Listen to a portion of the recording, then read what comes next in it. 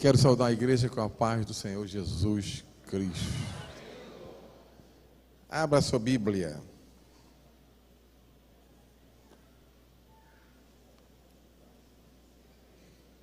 No livro de Hebreus, capítulo 12.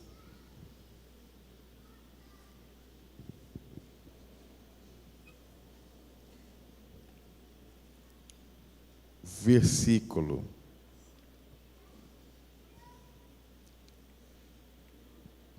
5 até o versículo 11. E já vos esqueceste da exortação que argumenta convosco como filhos? Filho meu, não despreze a correção do Senhor, e não desmaieis quando por eles fores repreendido, porque o Senhor corrige o que ama e açoita qualquer que recebe por filho. Se suportais a correção, Deus vos trata como filho, porque que filho há a quem o pai não corrija? Mas se estáis sem disciplina, da qual todos são feitos participantes, sois então bastardos e não filhos. Além do que tivemos nossos pais segundo a carne, para nos corrigirem, e nós os reverenciamos. Não nos sujeitaremos muito mais ao Pai dos Espíritos para vivermos? Porque aqueles, na verdade, por um pouco de tempo nos corrigiam, como bem lhes parecia, mas este para o nosso proveito, para sermos participantes da sua santidade. E, na verdade, toda a correção ao presente não parece ser de gozo, senão de tristeza, mas depois produz um fruto pacífico de justiça nos exercitados por ela. Amém. Podeis sentar.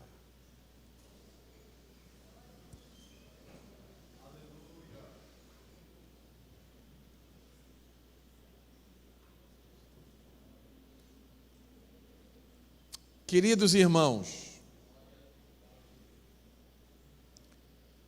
para falar de correção, eu tenho que me lembrar da casa em que eu morava.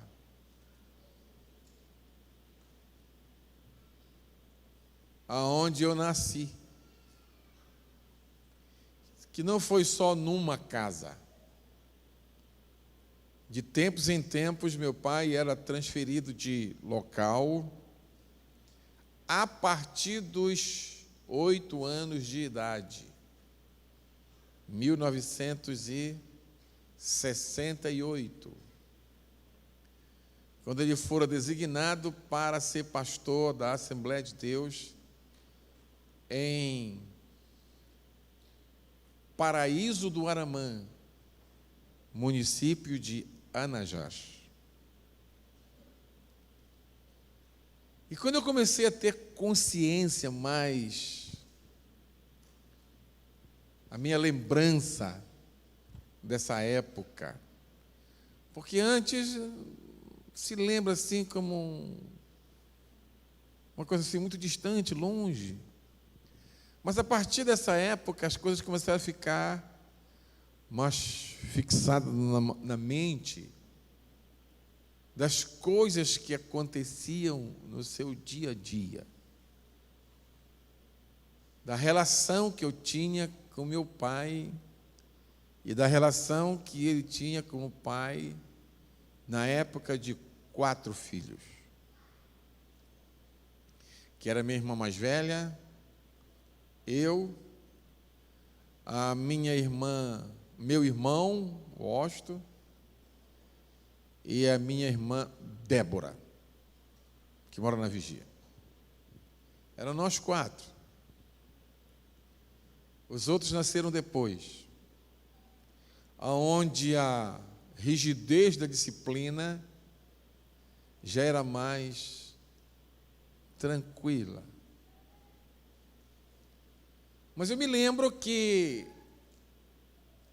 o meu pai me corrigia e me corrigiu bastante.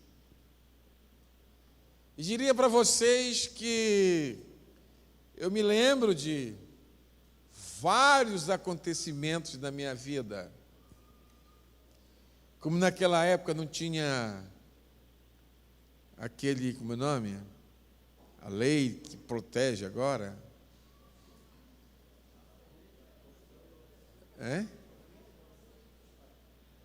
Estatuto da Criança e do Adolescente. O ECAD, né? ECAD de música. E aí, havia uma correção, assim, extremamente incisiva. E é claro que nós não gostaríamos de ser corrigidos. Mas a correção, ela vinha em decorrência, por exemplo, com relação ao meu pai, ela era cumulativa. Quando nós fazíamos alguma coisa de errado, ele olhava e disse: ó, está errado, eu vou anotar. Amém? E anotava. Quando nós cometíamos outra coisa errada, ele chamava e dizia o seguinte: ei, olha, segunda, eu vou me lembrar, isso está errado. Ele avisava, dizia: ó, você fez errado, você fez isso, fez isso, você fez isso, não cometa mais. Caso você cometa, nós vamos lhe corrigir. Presta atenção, menino, presta atenção. E acumulando. Mas era interessante também que na hora que você começava a observar os erros, mas a gente é tentado a transgredir, né? Parece que a gente é empurrado a transgredir. Passava tempos que ele não corrigia. Aí imaginávamos que ele tinha esquecido. Não, faz um ano. Mas se você se dedicasse, ele ia empurrando, ele não corrigia, ele ia. E aí, queridos, até que num belo dia você fazia alguma coisa assim extraordinariamente fora, aí ele pegava o menino, no caso o Ari. Aleluia. Aleluia. Ele olhava assim: vem cá, menino. O menino pulava dessa altura assim, olha. Não adianta. Ainda fazia uma oração: Senhor, te lembra daquele dia assim mesmo? Vá-te nas pernas. Te lembra do dia assim mesmo? Vá-te nas pernas. Quando acabava, ele disse: vá tomar banho. Ia para tomar banho. Eu acho que era para lavar, né? Eu acho.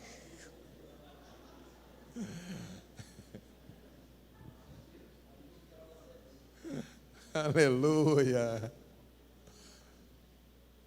Queridos, é interessante, porque aquilo que se cometia, erros que nós praticávamos, a gente começava a observar com mais cuidado.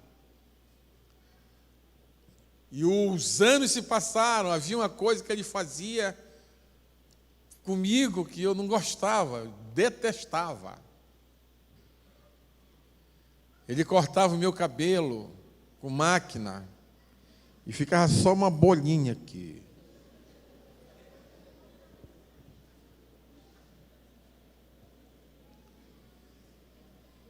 E eu já era grande. E é interessante que um dia ele mandou que eu fosse comprar uma gilete para ele tirar a barba. E só tinha um bar aberto. E as pessoas estavam tomando cerveja. Vários homens. Naquele bar. E eu entrei no bar, só com essa bolinha aqui.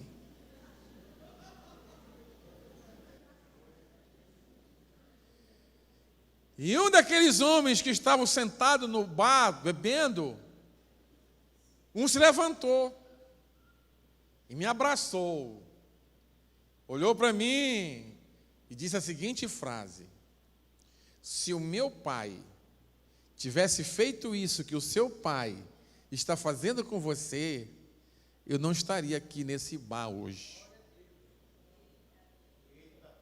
Aquele homem disse para mim. Porque eu ficava revoltado quando ele cortava meu cabelo assim. Eu já era grande, já olhava para as meninas.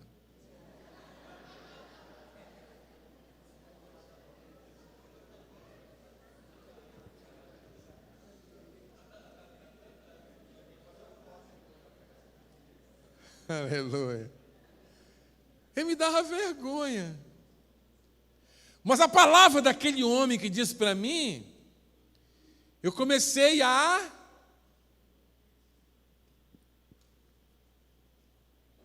tirar um pouco do meu coração. Porque na minha cabeça, aquilo era a maldade que meu pai estava fazendo comigo. Por um capricho. Mas aquele homem, naquele bar, naquele dia, disse para mim, olha, o que teu pai está fazendo contigo, eu nunca vi na minha vida, nem antes nem depois daquele dia. Eu era um garoto. Eu tinha 12 anos de idade. Ele disse para mim aquilo. Eu disse, passei a pensar, será que meu pai está fazendo isso para o meu bem? Quando eu olho para trás, aquilo me constrangeu demais. Mas quando eu olho para trás, eu honro e louvo a Deus. Então, queridos, disciplinar e corrigir, a própria Bíblia diz que no momento da correção é doído, é ruim. Você sofre, você não aceita, você não concorda, porque é ruim você ser corrigido, é ruim, é doído, aleluia, é complexo você ser corrigido. Você acha que aquele que está corrigindo não está sendo justo, não é correto, está lhe maltratando, e você não quer aceitar. Não quer aceitar.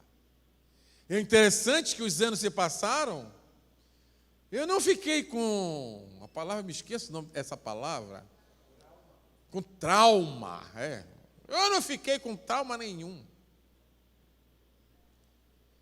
E outra coisa, algumas que meu pai fazia, que muitas vezes eu fiz com raiva.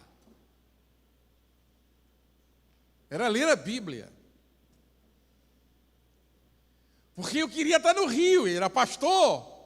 Eu queria estar no Rio, brincando no rio, pulando na água na ponte, indo para o mato, fazer arapuca para pegar inambu. Mas ele dizia: ei, vem cá, rapaz, senta aqui e lê a Bíblia. Você não imagina como eu ia ler a Bíblia. Eu passei, sabe quanto tempo da minha vida? Porque eu aprendi a ler em casa, na Bíblia. Porque ele mandava a gente ler 2 capítulos da Bíblia, 3 capítulos da Bíblia, na mesa do café, antes de tomar café. Cantava o hino da harpa. Era meia hora, 40 minutos. O café esfriava. Eu aprendi a ler a Bíblia, ler e ler bem, na mesa do café do meu pai. E eu consegui ler a Bíblia toda.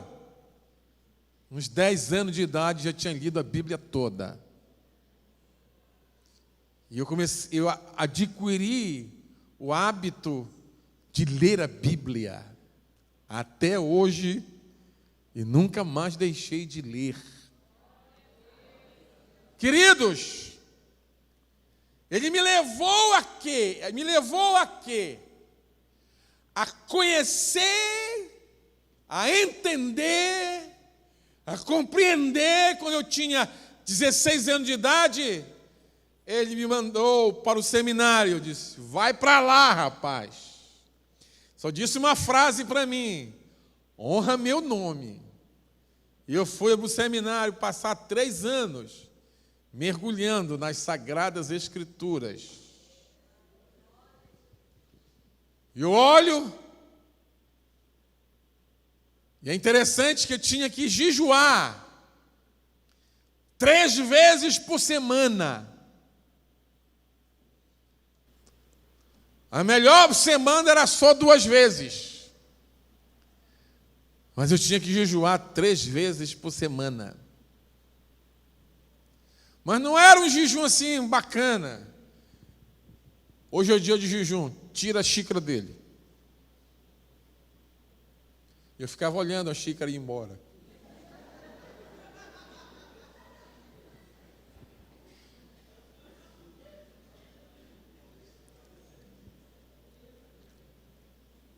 Ele olhava para mim e dizia para mim assim: olha, eu estou fazendo isso com você, porque o que você vai ser, você vai precisar muito disso. Se ele me ensinou a dizer o seguinte: o jejum vai além, acompanha a tua oração. É quando tu vai mortificar esse corpo que quer te dominar. E você, ausentando a comida, pegava a Bíblia e dizia: está aqui Jesus. Ele foi preparado, não foi 1 dia, 2 dias, foi 40. Meu filho, você precisa entender que o que você vai ser, você vai sentir necessidade, sem eu mandar. Eu sei que você hoje quer tomar café, mas aprenda, porque eu quero o seu bem. E a minha mãe, com muito carinho, passava a mão em mim e dizia: aceite, meu filho, será bom para você. Você vai ser um homem de Deus. Mas eu não queria. Eu não queria. Claro que não. Ninguém quer. Corrigir? Ninguém quer. Ensinar? Ninguém quer. Ninguém tem tempo. ninguém se esforça, ninguém se dedica, ninguém se envolve. Mas aí, nós estamos falando agora, não é de um homem comum, normal, é de Deus. Deus que é cantado em prosas e versos o seu grande e imenso amor. E é interessante que nós estamos chegando numa fase da vida que a gente hoje passa, é que está sendo evidenciado de forma tão grande o amor de Deus. Esse amor tão grande que Ele é incapaz de corrigir. Porque a correção, hoje ela tem um significado diferente. Por quê? E a gente nunca ouve nas igrejas hoje se ministrar isso, ao ponto de alguém denominar de que é uma doutrina esquecida. Porque nós não queremos confrontar o erro. Nós queremos que o mundo nos doutrine a sua maneira de ser, a sua forma de compreender, a sua forma de se conduzir, e nós estamos adquirindo isso. E você não vê nenhum pastor da internet ou da televisão dizer que Deus corrige seus filhos.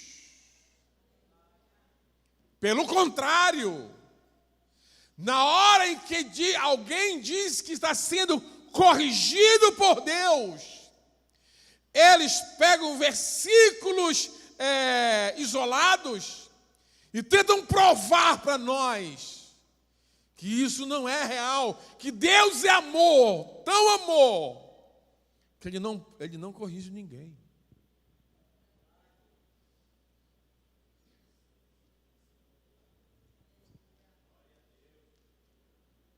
Para com isso. Eu duvido vocês acharem nesses homens aí que têm centenas de seguidores, se eles falam na correção de Deus, se eles falam em que Deus te chama, porque o nosso Deus, Ele não é um Deus coletivo, Ele é um Deus que trata na tua individualidade, com as tuas características, correto? E Ele aplica em mim, diferentemente de você, porque Ele trata você nas tuas características.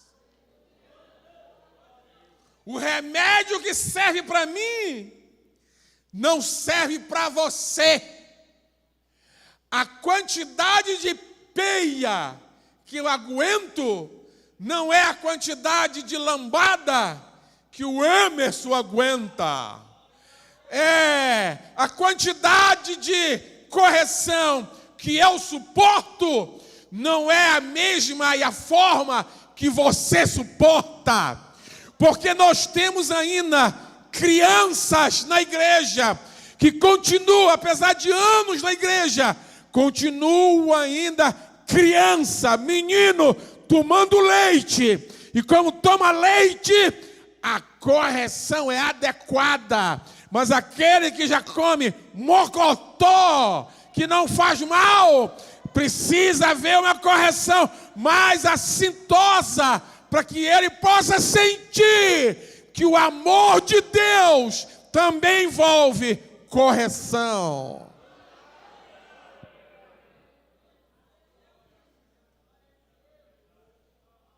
Aleluia. Aleluia. Olhe para o seu irmão. Dói correção, irmão.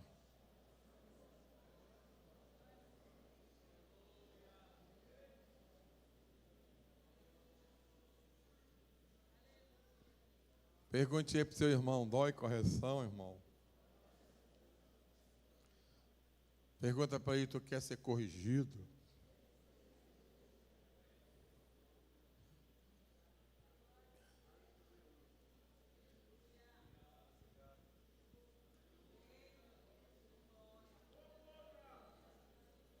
Aleluia.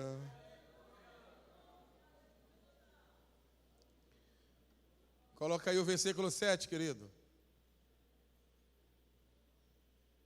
Olha lá. Leia comigo. 1, 2, 3 já.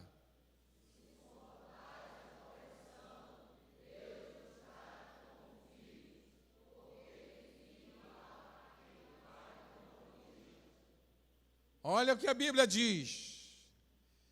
Se suportais a correção, Deus vos trata como filhos.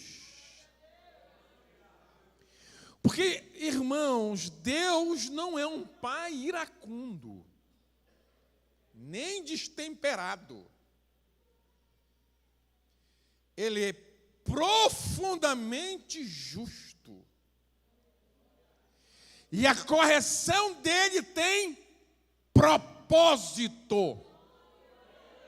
Aleluia. A correção de Deus tem propósito. Outra coisa, é na medida certa.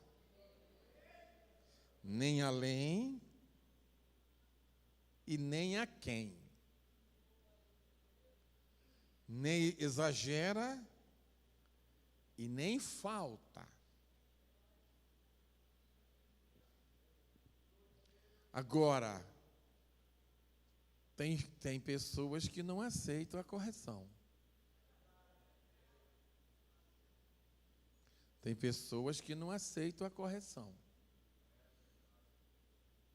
Agora, se você aceitar, suportar a correção, é uma das características de que você é filho.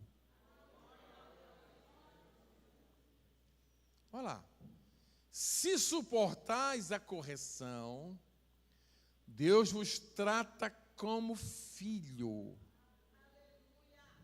Se eu suportar, esse suportar é aceitar, corrigir, não é?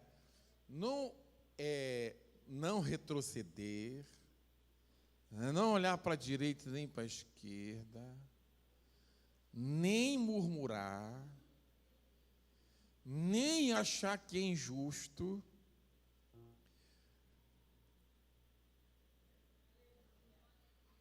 E aceitar com tranquilidade. Vocês já imaginaram Paulo? Ele ora para Deus para tirar o espinho na carne. Ele ora várias vezes para que aquele espinho na carne Deus tirasse dele. E Deus não tira. Sabe o que Deus diz? A minha graça te basta. Vocês sabem quando é dos momentos que a gente murmura, joga, derruba, como é? Chuta o pau da barraca. É quando eu acho que o irmão que fez as mesmas coisas do que eu fiz, com ele é brando. E comigo eu acho que é duro demais. Aí entra no meu coração uma revolta. Porque comigo é assim. Que aquele lá que é pior do que eu, é bacana, legal.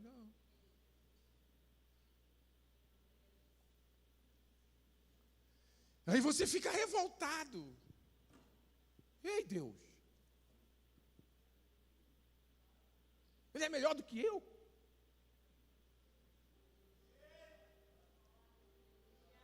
Eu estou dizendo isso porque eu já vi crente dizer isso para mim. Ei, pastor,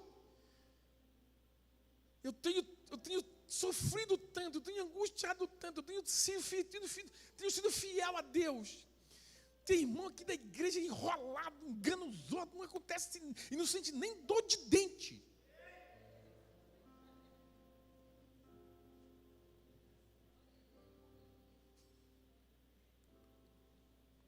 Vai, vem, fala dos outros, enfrenta o pastor, não dá dízimo, e eu sou fiel, louvo a Deus, minha família, e eu não saio de bode peia, meu Deus do céu, é Deus. Qual é a tua?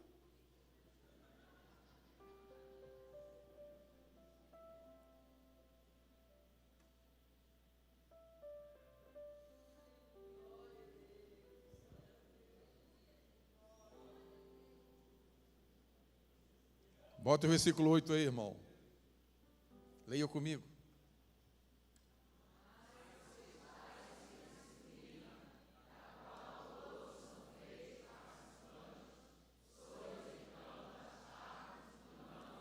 Ei, não te importa, não te interessa com os outros. Aleluia.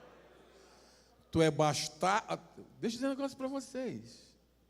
Na igreja, no templo, tem filhos e tem bastardos.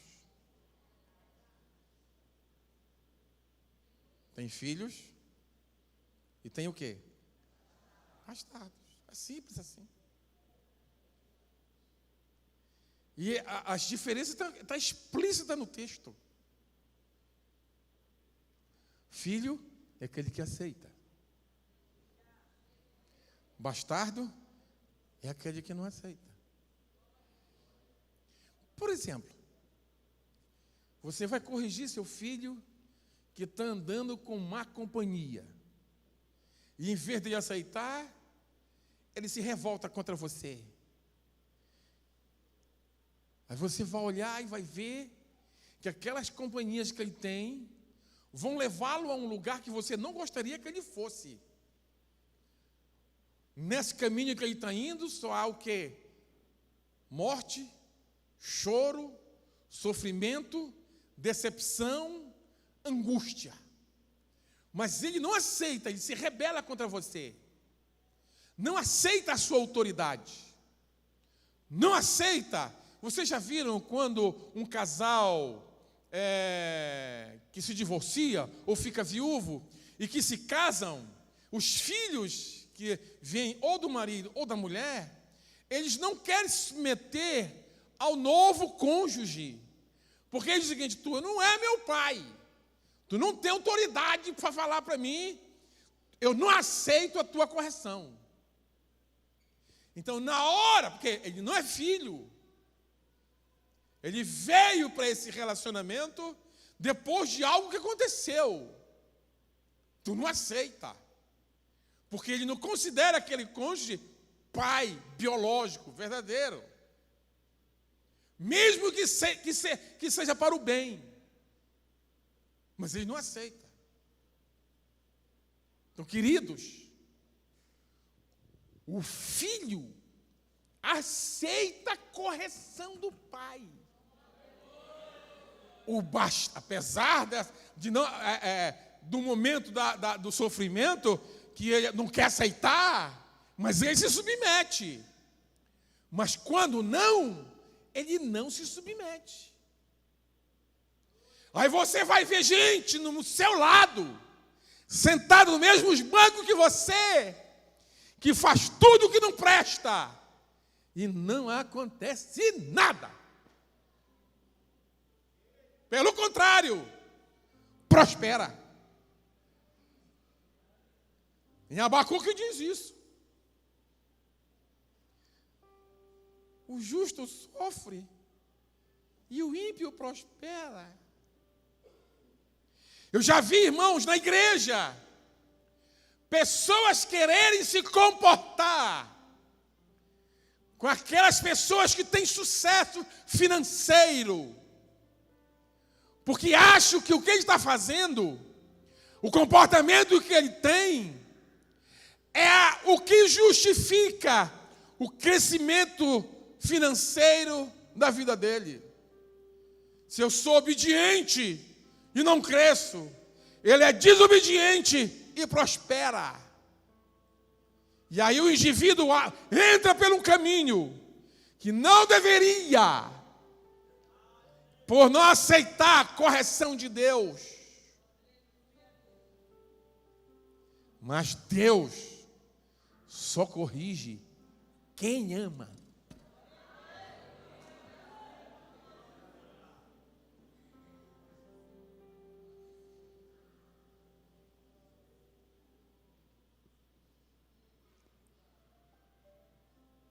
Versículo 9. Todo mundo lê, 1, 2, 3 já.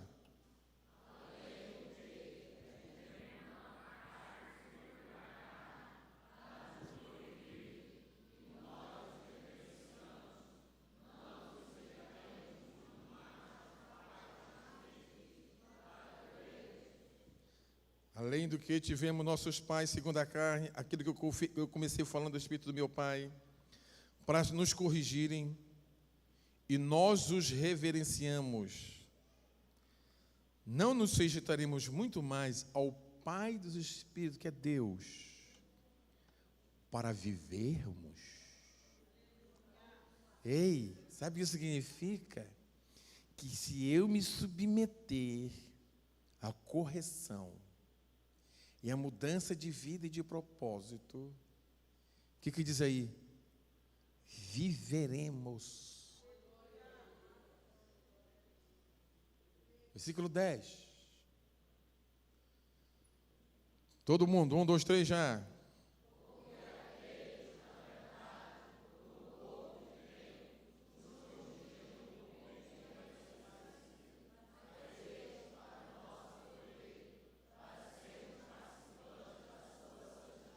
Olhe lá! Ei! Sem correção de rota, sem correção, para onde o meu rumo eu tomo, se eu não corrigir, se ele não me corrigir, eu não vier, porque é um objetivo, me chegar mais perto dele. Como assim, pastor? Ficar obreiro? O que nos separa de Deus é o pecado. Então, o que acontece? Eu erro.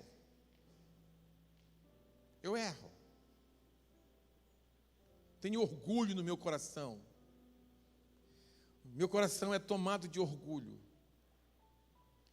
E aí, isso me separa. E aí ele me corrige. Na hora que eu sou corrigido e aceito a correção, eu vou tirar esse orgulho de dentro de mim. E eu dou mais um passo para estar perto dele. Esse aqui é Deus. É isso que significa santificação. Eu exercitar, tirar, arrancar de mim aquilo que me faz separação entre eu e Deus. Mas eu estou viciado, não é? Eu não consigo. Aí ele vem e me dá um tranco. Ele me faz uma correção. Ele me dá uma lambada espiritual. Ele me corrige, para que eu chegue ao conhecimento de que eu preciso arrancar de dentro de mim esse orgulho, porque ele me quer mais perto dele, para fazer o que ele melhor quer que eu faça, na minha família, no meu relacionamento, no meu ministério. Não existe ministério sem correção. Porque nós somos viciados a fazer coisa errada.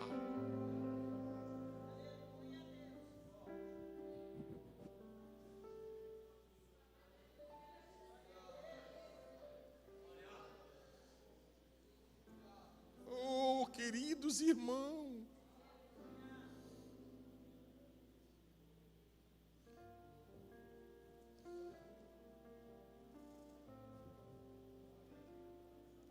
A gente quer colocar a Jesus em segundo plano.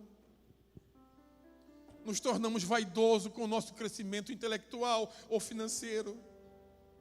Nós nos tornamos, sabe o quê? Orgulhosos pela espiritualidade que a gente desenvolve, ao ponto de não descer e ajudar as pessoas, porque eu acho que eu estou acima, um patamar maior do que os demais irmãos. Pelo contrário, Deus me dá as coisas que é para mim. Deus me dá a capacidade, o ministério, os dons para me servir pessoas. Não é para ser orgulhoso.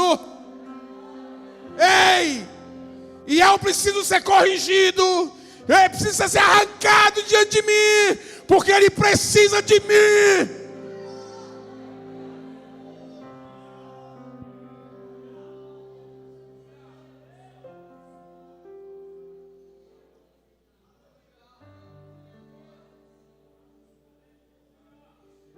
Para sermos participantes da sua santidade.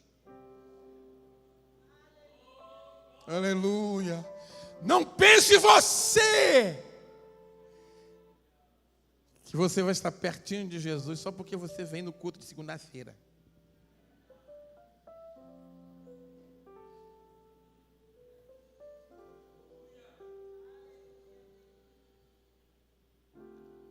Ele te ama tanto, Ele te quer junto dele, que é preciso Ele te dar um cacorote,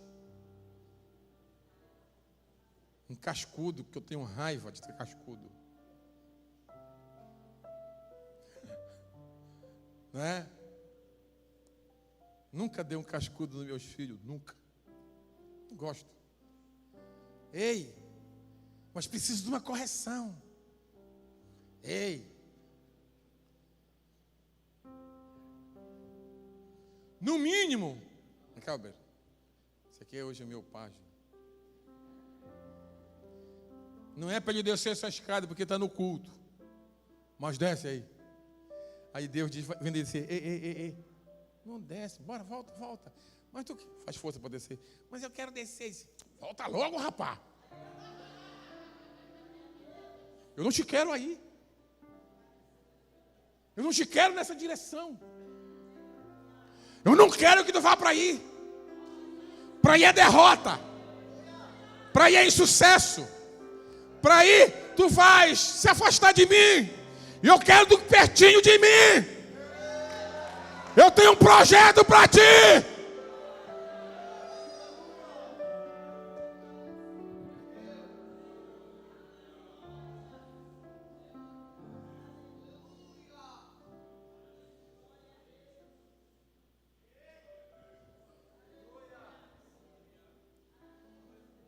Versículo 11. Já está terminando o tempo. Todo mundo junto. 1, 2, 3 já.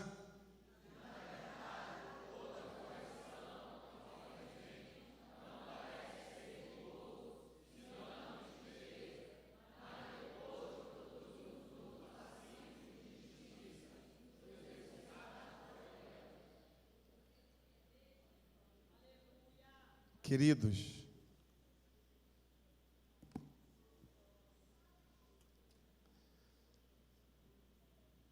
se você é filho, você vai ser corrigido.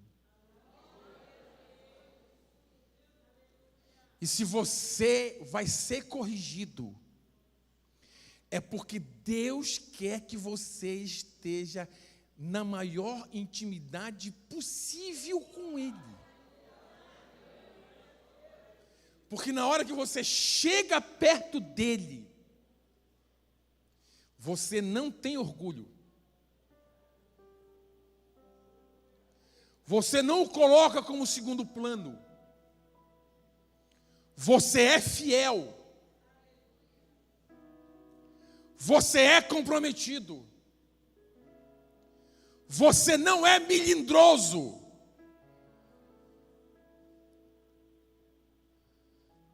Você não é incapaz. Você pode não saber ler. Você pode não ter sentado numa escola teológica. Mas o projeto que Deus vai te dar, tu terá capacidade de desenvolver. Porque nem todo mundo é orelha. Nem todo mundo é pé. Nem todo mundo é olho. Nem todo mundo é boca, aleluia, porque o corpo de Cristo tem todos os órgãos possíveis, e você faz parte desse corpo, e Deus quer que você produza nele.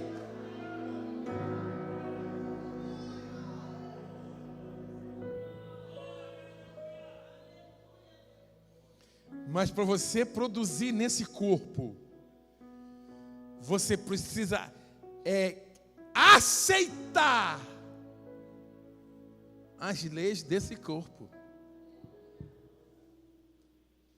Você terá comunhão desse corpo. É a Bíblia que diz. Isso que eu estou falando agora é a Bíblia, é Paulo que fala. Quando ele fala dos dons, ele diz, nem todo mundo é pé, nem todo mundo é mão. Tem aquele na igreja que só faz pegar. Tem aquele na igreja que consegue ver. Tem aquele na igreja que consegue levar as pessoas a andarem. Tem aquele na igreja que é aquele que só faz socorro. Tem aquele na igreja que ele vê o irmão abatido, ele abraça o irmão, mostra carinho e amor, e ele é fortalecido. Nem todo mundo sabe abraçar, nem todo mundo sabe cantar como aquele ali canta. Se eu for cantar aqui, não vai sair quase coisa boa, mas a voz dele, a entonação, o ritmo, ele tem uma função no corpo, e Deus quer usá-lo aqui. Mas ele precisa ser corrigido. Não é a vontade dele, homem, é a vontade dele que diz para ele: eu quero que você seja assim, que eu vou te fazer um grande vencedor.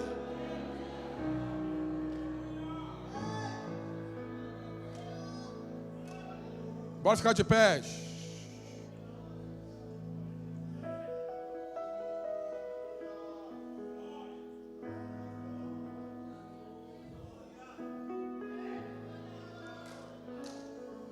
Olha para o teu irmão aí, aleluia, e diz para ele: ei, quando estiver sendo corrigido, vai doer, conserta, que alguma coisa está errada. Ei, se tu está sendo corrigido, é que o projeto de Deus ainda vai ser implantado na tua vida.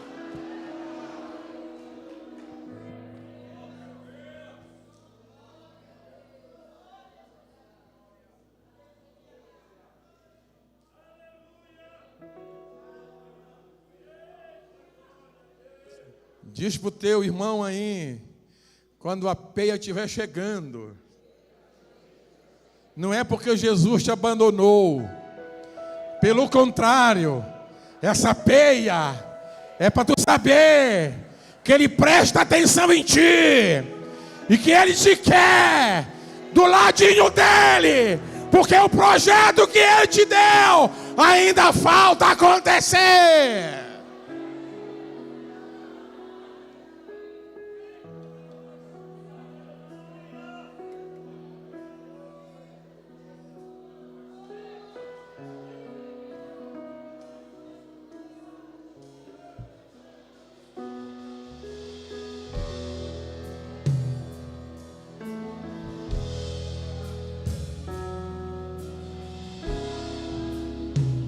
Aleluia.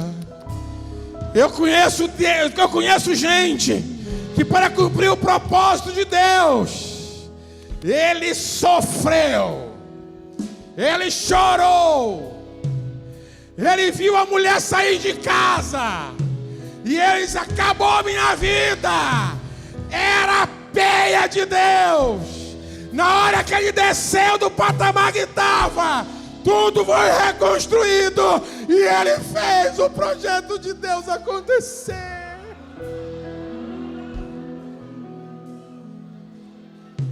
Preciso de ti. Curva a tua cabeça. Preciso do teu perdão. Preciso de ti. Quebranta o meu coração como uma coça. Se tu queres, vem aqui à frente, dobrar teu joelho e diz para Deus assim: eu estou aqui, Senhor. Eu quero mudar. Terra seca. Eu quero que o teu projeto se realize na minha vida. Preciso de Vem ti. aqui, dobra teu joelho e diz para Deus: distante de ti, Senhor, não posso viver. Não vale a pena existir. Meu clamor, mas que o ar que eu respiro, preciso de ti.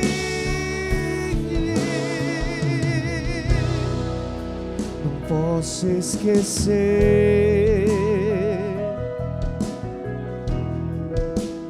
o que fizestes por mim.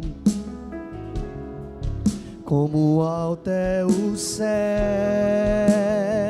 Aleluia. Tua misericórdia é sempre. Tu que murmura na tribulação, vem cá. Como um pai. Tu que não aceita a correção de Deus, vem cá. Filhos, assim tu me amas. Afasta as minhas transgressões. Tu que se sente injustiçado, vem cá. Preciso de ti, Senhor. Distante de ti, Senhor, não posso viver. Não vale a pena existir.